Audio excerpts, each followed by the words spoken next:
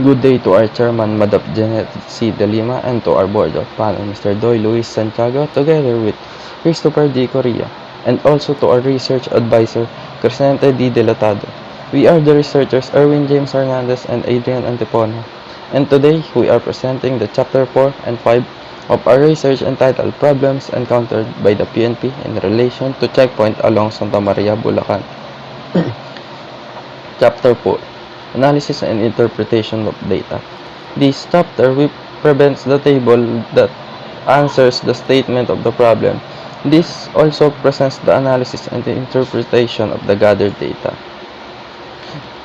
This table 1 shows the frequency and percentage in terms of age.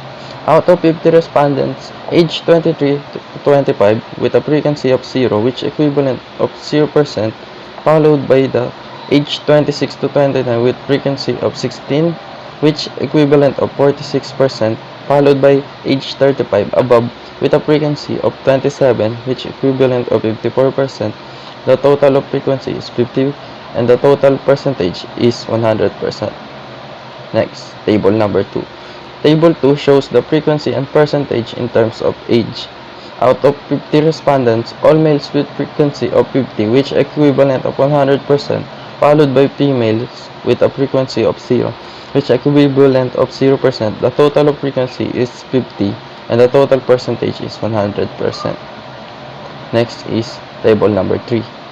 This table shows the frequency and percentage in terms of rank. Out of 50 respondents, police officer, police corporal, with a frequency of 33, which equivalent of 66%, followed by the police sergeant or police captain with a frequency of 17, which equivalent of 54%, then followed by the deputy police chief or chief of police with a frequency of 0, which equivalent of 0%. The total of frequency is 50 and the total percentage is 100%. Next table. This table shows the study on the problems encountered by the PNP in relation to checkpoint be described in terms of community safety and control. The highest weighted mean of 4.10 belongs to increased safety for all people only with a verbal interpretation of moderately agree, followed by 4.0 belongs to the experience of being free from risk of harm with verbal interpretation of moderately agree, followed by 3.92 belong to establish a minimum reasonable return or return of threshold with verbal interpretation of moderately agree, and lastly followed by 3.88 belong to reduction in the numbers and cause of injuries and violence with the verbal interpretation moderately agree. The grand mean total resulted in 3.98, which has to be verbal interpreted by moderately agree. Next, table number 5. In this table, it shows that the highest weighted mean of 4.10 belong to post-implementation support with a verbal interpretation of moderately agree. Then followed by 4.02 belongs to conduct of checkpoint personnel with a verbal interpretation of moderately agree. Then followed by 4.02 again belong to the effective measure with a verbal interpretation of moderately agree, and lastly followed by 3.74 belong to the security equipment installation and integration with the verbal interpretation moderately agree. Then the total or the grand mean resulted, which is 3.97, which has the verbal interpretation of moderately agree. Next is table number 6. This table with the highest weighted mean of 4.02 belongs to deflecting offenders with a verbal interpretation of moderately agree, followed by 3.94 belongs to surveillance his needs with verbal interpretation of moderately agree, followed by 3.88 belong to ensuring that a potential target out of his view his need with a verbal interpretation of moderately agree, and lastly followed by 3.78 belong to access control with a verbal interpretation of agree. Then the total of their grand mean resulted is which 3.91, which is the verbal interpretation of moderately agree. Next is table number 7.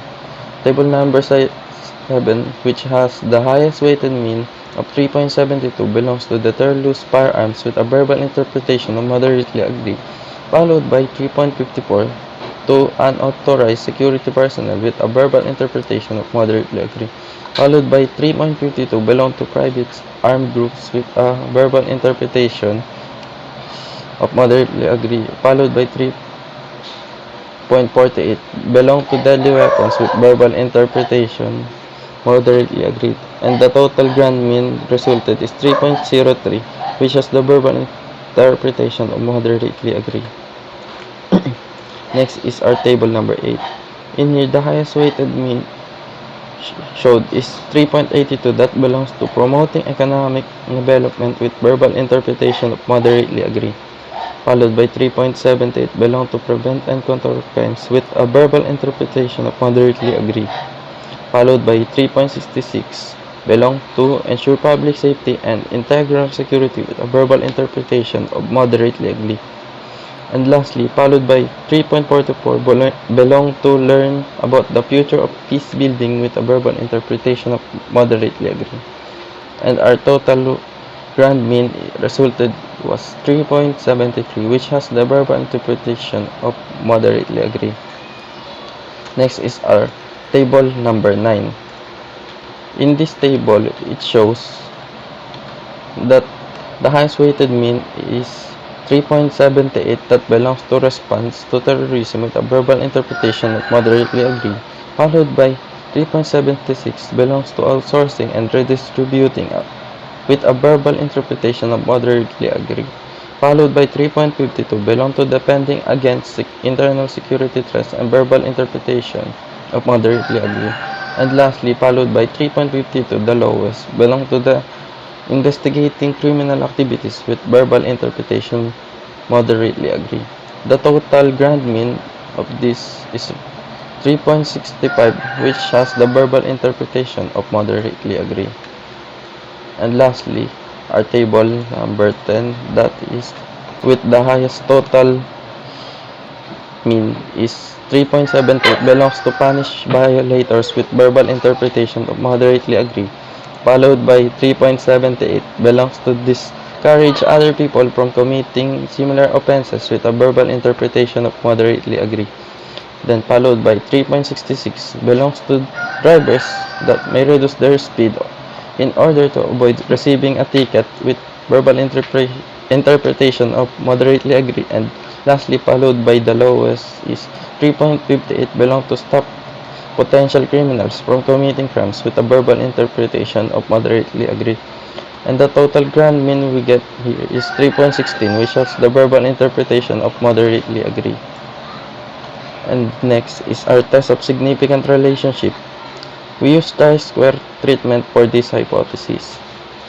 In this table, we show that the chi-square resulted wherein the degrees of freedom is 24, a level of significance of 0.05, then the x-squared computed is 180.36, and that we get the total of x-squared critical is 36.415. Since the x-squared computed is greater than the x-squared critical, the researchers accept the alternative hypothesis and reject the null hypothesis. Therefore, the researchers conclude that there is significant relationship between the problems encountered by the PNP in relation to checkpoint along Santa Maria, Bulacan. That's all. Thank you. Next, chapter 5. Good day everyone, my name is Adrian Infona and I will discuss chapter 5. Chapter 5, Summary of Findings, Conclusion, and Recommendation. This chapter presents our conclusion and recommendation from gathered data. Summary of findings. This study aims to determine the relationship between problems encountered by the PNP in relation to checkpoint along Santa Maria, Bulacan. The statistical data did in order for the researchers to analyze and come up with the interpretation of the gathered data. From the data yielded by the instrument, the researchers summarized the following. The data gathered were computed using different statistical instrument of data, the weighted mean, frequency, percentage, ranking B, and the chi-squares. 1.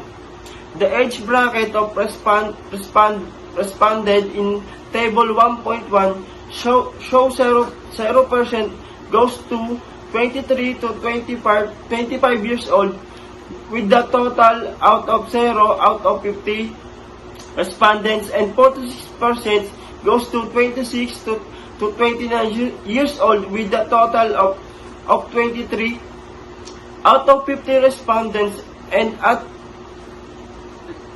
of 50 respondents, and at last, and 54% goes to 35 above years old, with the total of 27 out of 50 respondents.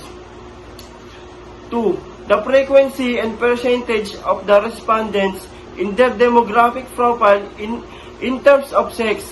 In 1.2, the researchers found out that out of 50 respondents, the male has a 50 frequency and 100% percentage, while the female has 0 frequency and only compromise 0. 3. In table 1.3, show the rank of respondents. 66% goes to police officers, police corporal, with the frequency of 33, while 54% goes in police sergeant, police captain, with the frequency of 17. Also 0 goes to deputy chief of police, with the frequency of 0. 4. In terms of community safety and control, table 2.1 acquired the Grandman 3.98 with a qualitative interpretation of moderately agree. 5. In terms of implementation, table 2.1 acquired a grand mean 3.95 with qualitative interpretation of moderately agree. 6. In terms of crime control, table 2.3 acquired a grand mean 3.91 with qualitative interpretation of moderately agree. 7. In terms of spot checking, table 3.1 acquired a grand mean 3.57 with a qualitative interpretation of moderately agree. 8. In terms of peace and order, table 3.2 acquired a grand mean 3.73 with a qualitative interpretation of moderately agree. 9. In terms of security, table 3.3 acquired a grand mean 3.65 with a qualitative interpretation of moderately agree.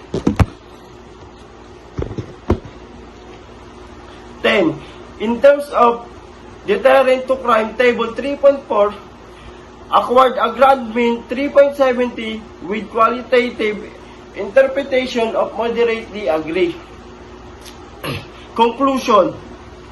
The researchers conclude that the majority of the respondents belong to age 35 above, while in terms of sex, the majority goes to male, and in terms of rank, in majority goes to police officer, police corporal.